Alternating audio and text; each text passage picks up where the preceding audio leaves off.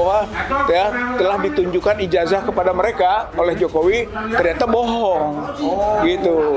Ternyata ijazah itu sudah disita oleh Polda. Bahkan Polda menunjukkan berita acara penyitaan gitu. 15 Juli, 23 Juli. Kemudian ada surat penetapan dari pengadilan tanggal 24 Juli gitu. Jadi secara prosedur sudah pas. Juli 5 bulan yang lalu sudah disita itu, berarti nggak boleh pindah. Jadi ketika nanti Jokowi ataupun Projo menyatakan ditunjukkan saya ijazah asli Jokowi, berarti bohong. Ya. Awalnya itu kan itu ada penyampaian dari pihak terlapor LP, tapi pelapor Dumas itu kita, gitu kan, para tersangka ini. Kemudian ada penyampaian dari pelapor LP dan terlapor Dumas itu Jokowi dengan tim hukumnya, kan juga ahli ikut di situ. Itu pertamanya dari pihak kita menyampaikan bahwa diharapkan pada saat gelar perkara khusus ini dapat ditunjukkan ijazah Joko Widodo yang masih simpang siur beritanya apakah betul disita oleh pihak Polda atau berada di tangan Pak Jokowi. Itu kan selama ini, karena ada juga informasi Jokowi menunjukkan ijazahnya itu kepada Projo ya, Budi Ari dan beberapa temannya waktu itu, sehingga kok ijazah ada di Jokowi gitu kan. Awalnya itu gitu kan. Nah, kemudian juga yang lain-lain lah tentang bahwa penetapan tersangka 8 tersangka ini tidak memenuhi aturan-aturan hukum yang ada, KUHP khususnya, termasuk Perkapolri. Artinya tidak ada unsur-unsur pidana. Oleh karena itu seharusnya penyidikan dihentikan. Itu untuk yang statusnya tersangka. Nah, karena tersangka juga butuh kalau memang diperiksa berikutnya, karena yang 5 ini kan belum diperiksa tersangka, baru klaster 2 ya, Pak Rismon, Pak Roy sama Bu Tifa kan baru 3. Yang 5 belum. Nah, yang 5 ini berikutnya katanya. Nah, karena kita tersangka, kita butuh dokumen ijazah Joko Widodo. Itu. Nah, dalam proses perdebatan itu gitu kan, dari ombudsman ya, Ibu Ombudsman yang mewakili, dia yang diminta pandangannya oleh pihak pimpinan gelar bagaimana ombudsman sudah dibuka saja gitu. Nampaknya usulan itu juga cukup membuat khususnya gelisah dari pihak Pak Jokowi ya, Jokowi timnya ya, karena dia kemudian menyatakan keberatan gitu, untuk dibuka gitu. Itu keberatan dibuka. Sementara kita menuntut dibuka. Begitu juga didukung oleh pihak ombudsman. Nah, pimpinan gelar ya, itu Kombes Imanuddin gitu kan. Akhirnya dia bercerita tentang saya memang berat menghadapi situasi yang sekarang gelar perkara khusus ini. Sampai saya tidak bisa tidur. Tentang akhirnya ya bagaimana kita harus memutuskan. Mungkin dia sudah menduga bahwa itu akan menjadi bagian tak terpisahkan dari gelar perkara ini. Akhirnya gitu kan, dia nampaknya Pak di Reskrimum Polda Metro Pak Imanuddin ini cukup religius orangnya. Bahkan dia pernah menyatakan saya pernah bertugas di Emirat gitu kan. Gitu. Jadi istilahnya dia punya dan dia tampilkanlah nilai-nilai religiusitasnya tentang kejujuran, kebenaran, sampai akhirnya menyatakan ya saya juga bisa mengandung risiko atas putusan ini. Nah, putusannya adalah itu kan, putusannya itu yang dia sampaikan buka gitu. Itu mengenai historisnya ya kan. Nah, dibuka. Maka masih di lakban lah, segel mungkin ya gitu kan. Itu bundel ijazah SMA dan perguruan tinggi S1. Jadi ternyata nanti dibuka gitu kan. Akhirnya dibukalah itu. Hanya kita boleh menyaksikan saja gitu kan, tidak boleh menyentuh, tidak boleh juga memoto atau merekam dan sebagainya. Itu kan bahkan ada yang melihat orang merekam, ditanyakan siapa itu, ternyata penyidik itu kan, ya nggak apa-apa. Nah, hasil daripada yang kita lihat itu antara terkejut atau tidak gitu. Yang terkejutnya dalam pengertian apa yang Jokowi telah sampaikan oleh Projo itu, bahwa telah ditunjukkan ijazah kepada mereka oleh Jokowi, ternyata bohong gitu. Ternyata ijazah itu sudah disita oleh Polda, bahkan Polda menunjukkan berita acara penyitaan gitu. 23 Juli. Kemudian ada surat penetapan dari pengadilan tanggal 24 Juli gitu. Jadi secara prosedur sudah pas. Juli 5 bulan yang lalu sudah disita itu, berarti nggak boleh pindah. Jadi ketika nanti Jokowi ataupun Projo menyatakan ditunjukkan saya ijazah asli Jokowi, berarti bohong. Bahkan masalah ini menjadi masalah serius gitu kan. Jadi yang asli itu yang mana gitu, atau apakah Jokowi punya yang lain? Tapi nggak mungkin. Faktanya yang disita adalah dokumen itu. Nah, setelah kita lihat dengan tidak boleh dilihat, tidak boleh disentuh, tidak boleh difoto, ya tidak boleh juga direkam itu semuanya, maka kita perhatikan ternyata itu yang mungkin akhirnya kita sama saja, nggak ada beda dengan yang Dian Sandi, dengan yang pernah ditayangkan oleh Dekan Fakultas Kehutanan, yang pernah ditayangkan oleh Bareskrim, yang KPUD, KPU, semuanya, pokoknya semuanya sama. Gitu. Bentuk fotonya sama nggak, Pak? Bentuk foto sama. Oh, jadi gitu. tetap berkacamata. Berkacamata, berkumis, dan yang diragukan itu mengenai apakah dia Jokowi atau bukan, atau Jokowi Dodo yang lain gitu kan. Watermark ada tapi tipis. Gitu. Kemudian juga ininya apa tuh logonya, nanti setelah saya tahu dari penelitiannya Pak Roy itu memang kurang terang gitu, sehingga dugaan bahwa itu palsu tetap kuat gitu. Ini yang paling penting nih gitu kan. Tapi ada salah satu pengacara kemarin hadir di situ yang mengatakan asli bahkan untuk menangis. Oh ya, itu nggak benar gitu ya. Saya kira itu melakukan penilaian yang terlampau dini. Asli apanya gitu ya. Kecuali kalau itu asli yang pernah dipegang atau dimiliki oleh Jokowi, ya. Tapi bahwa itu asli dalam pengertian original, otentik, yang memang dikeluarkan oleh UGM, itulah masalah berikut yang kita sedang hadapi sekarang ini.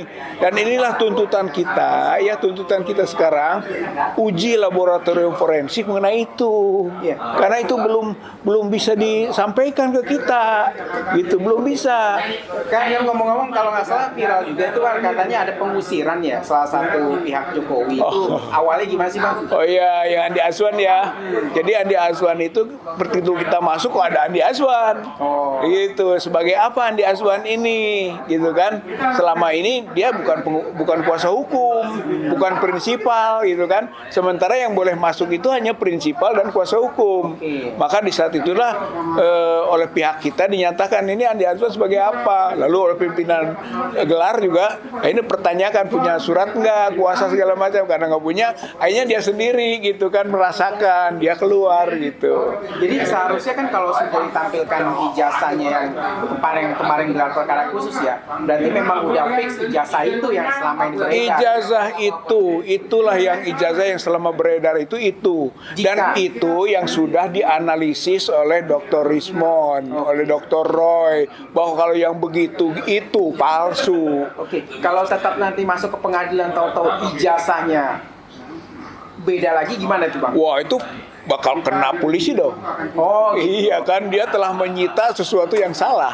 Iya. Dan saya kira nggak mungkin lah setingkat Mabes Polri ataupun Polda Metro Jaya menyita barang yang bukan barang yang pemiliknya Joko Widodo, atau memang itu dokumen yang dipegang oleh Joko Widodo. Dan katanya ada pengacara katanya yang melaporkan ini kan sementara ini kan hampir sekarang kita tidak sampai melaporkan.